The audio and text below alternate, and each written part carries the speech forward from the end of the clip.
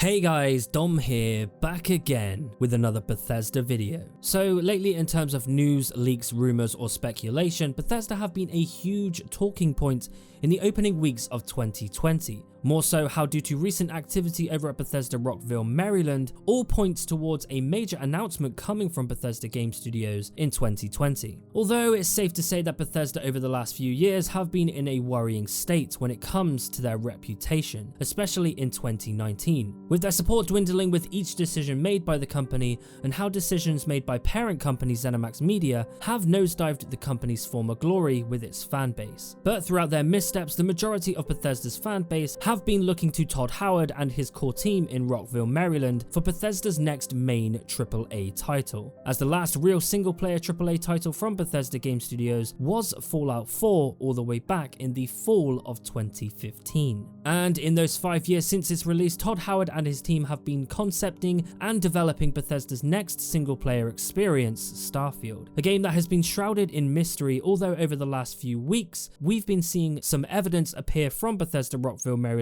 that leans into the fact that we are going to be seeing Starfield this year, and how Bethesda are gearing up for a massive marketing push that suggests a brand new release from BGS is imminent. Now, if you want to check out the video that points towards all the evidence of 2 new games coming from BGS being shown at this year's E3 showcase, I will leave said video linked down in the description below. But whilst working on another video, Bethesda decided to make an announcement over on Twitter about their next expansion for Fallout 76, Wastelanders, which stated, "Find out how you can join us in playtesting an early version of Wastelanders on a private test server for Fallout 76. So yes, it seems Bethesda aren't messing around or wasting no time when it comes to them trying to make 2020 a big year for Bethesda, starting the year off with a bang. With multiple updates to current games, Doom Eternal on the horizon, Wastelanders releasing in the first quarter of the year, and of course all the Starfield evidence leaning towards its likely release in the fall of this year with Next Generation.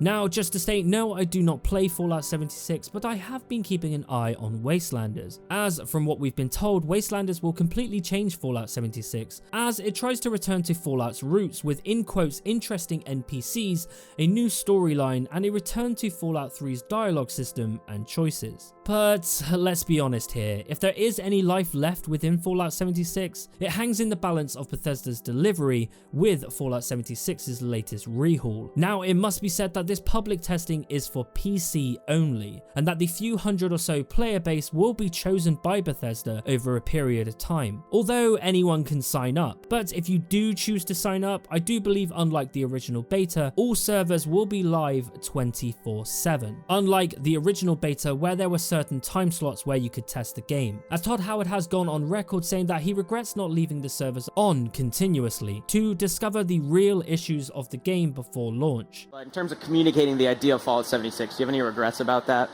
My main regret is not doing a beta that a lot of people could play. Like if we had made it free for every Fallout 4 player and run a 24/7 beta for a longer period of time, that would have let us see, okay, what are we really dealing with here?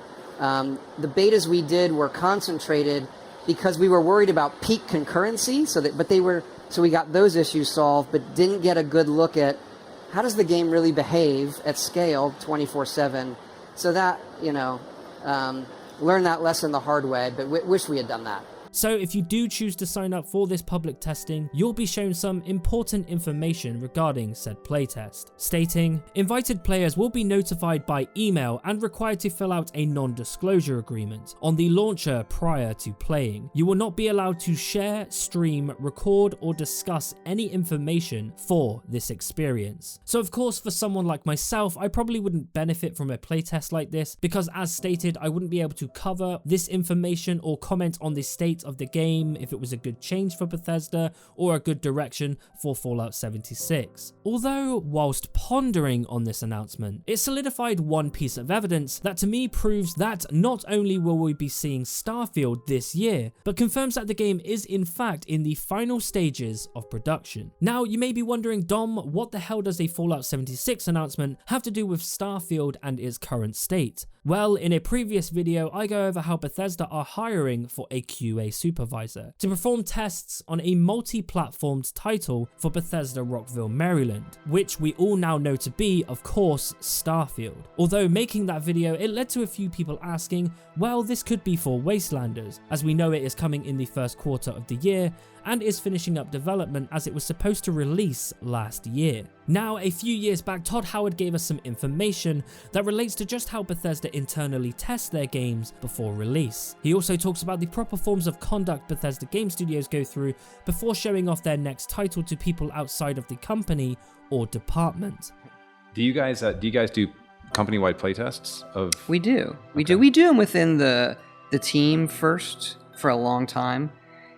So until we like it, I like to avoid going outside the team. Well, then we'll go to the rest of the company. So with that being said, we can strike out the possibility of these QA positions being related to Fallout 76, as we know from said jobs listing that the chosen candidate would be tested internally for Bethesda's next game, specifically on both Microsoft systems and Sony's systems. And as this is a public testing for PC only, it's clear that this QA position, which was only advertised a few weeks ago, points towards an internal project being finishing up and not one that's being tested publicly, most likely for Starfield. So again, it's clear that these QA positions have nothing to do with the public testing of Fallout 76. As well as this, if Bethesda were to be testing internally for Fallout 76 and new modes like Nuclear Winter, from what I've been told by an individual who has gone through the QA experience for Fallout 76, that Bethesda actually send invited testers to Bethesda's Austin studio, as they are the ones creating and maintaining Fallout 76, not Rockville, Maryland, as that would risk people seeing or leaking information on their next major title in development. So again, with 76, Bethesda are playtesting the game publicly, unlike what they do for a game like Starfield, as Bethesda aren't of course ready to show the world just what Starfield is, even to its brothers and sisters in the publishing side of Bethesda, until it's ready. I like to avoid going outside the team. Well, then we'll go to the rest of the company. Okay. Within Bethesda now, overall, with publishing and the other studios. Whereas publicly testing Wastelanders is fine, seeing as the game is already out there and has been out for a while now. It risks less of a chance of being leaked or spoiled as people know of Fallout 76. I mean, even if you don't play the game, it still makes headlines. Yes, be it for the wrong reasons, but it's still well known. Although this expansion is somewhat being put through the same treatment as an unannounced game, as you do have to sign a non-disclosure agreement, of course, not to leak any information or discuss any issues online regarding said playtest. But still, it says a lot that Bethesda are putting the game out there in public hands, which of course is something they'd never do for a game like Starfield, as Bethesda take their privacy very seriously when it comes to the development of their major titles, only revealing a game completely at their E3 showcases, accompanied by a reveal trailer which tends to release weeks before E3. So again, an internal tester is more likely to be hired privately to test and evaluate the game before its likely release, not hire internally weeks before a public testing only for one system. It's clearly for another project. So again, these two jobs listings aren't connected to 76. Now, speaking of E3, whilst rumors suggest some developers won't be attending this year's conference, most likely due to the fact that this year will be dominated by the full reveals of next generation consoles, and most likely a few of the major developers out there will be working towards their own projects related to next generation. And alongside this, some layouts and design documents for this year's E3 showcase have already leaked, and it has left people wondering if Bethesda will be hosting their own showcase again this year, seeing as Bethesda have always continued to do a presentation since Fallout 4's full reveal back at E3 2015. But with the discovery my pal Mr. Matty Plays found recently, we know that Bethesda are indeed gearing up for a showcase this year, as about a month ago Bethesda Rockville, Maryland were hiring for an events manager, to which since then, as you can see, this position has now been filled, and there are a few details within the description of this job that suggests Bethesda are gearing up for another huge event,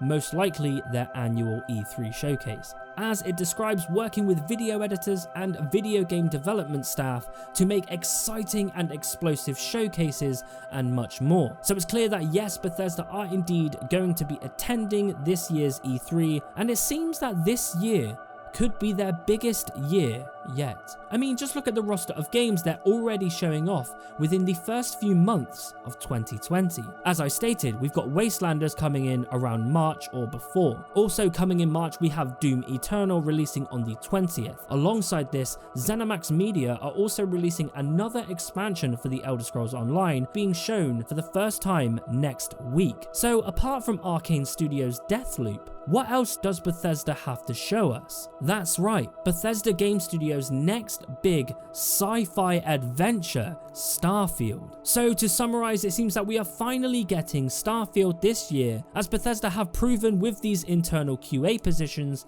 that Starfield is indeed in the final stages of production and is ready for playtesting. Again, it just speaks volumes that Bethesda are playtesting Fallout 76's next expansion publicly, which again mean that these two internal jobs postings on ZeniMax's career page have nothing to do with testing Fallout 76, but instead their next big AAA sci-fi epic, Starfield, which will likely be shown at their next E3 showcase, which we already know is being planned out by this new events manager. But what do you guys think? Do you think Starfield is in the final stages of production? Let me know in the comments down below. Best ones get featured in the credits of these videos. And if you liked this video, hit that on that like and subscribe button. And as always, I read on the internet that our games have had a few bugs. I did. I read it on the internet, so it's true.